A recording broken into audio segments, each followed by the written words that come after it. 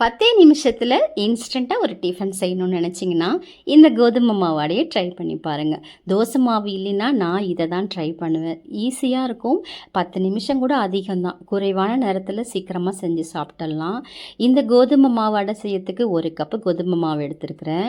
இது கூட பொடியாக நறுக்கின வெங்காயம், பச்சை மிளகா, கருவேப்பிலை, துருவின கேரட் கொஞ்சம், துருவின கொடமிளகா, கொஞ்சமாக இஞ்சி துருவி சேர்த்துருக்கேன். 1 கைப்பிடி முருங்கைக்கீரை சேர்த்துட்டு, கொஞ்சமாக தேங்காய் துருவல் சேர்த்துட்டு, 1/4 ஸ்பூனுக்கு சீரகம் சேர்த்துட்டு, உப்பு கொஞ்சம் சேர்த்து, தண்ணி கொஞ்சம் கொஞ்சமாக ஊற்றி கொஞ்சம் திக்காக கரைச்சிக்கோங்க. கரைச்சிட்டு இப்போ தோசைக்கல்லை நல்லா ஹீட் பண்ணிக்கிட்டு, இப்போ தோசையை ஊற்றி நம்ம தின்னா அடை மாதிரி நல்லா ஊற்றிட்டு சேவக்க நல்லா பிரட்டி போட்டு எடுங்க. தேங்காய் சட்னி, வெங்காய சட்னி வச்சு சாப்பிட்டு பாருங்கள், ரொம்ப நல்லாயிருக்கும். நான் இன்றைக்கி நல்லா காரமாக வரமிளகாய் சட்னி அரைச்சி வச்சு சாப்பிட்டேன். ரொம்ப டேஸ்ட்டாக இருக்கும். சுட சுட சாப்பிட்றதுக்கு அவ்வளோ நல்லாயிருக்கும் இந்த கோதுமை மாவு அடை.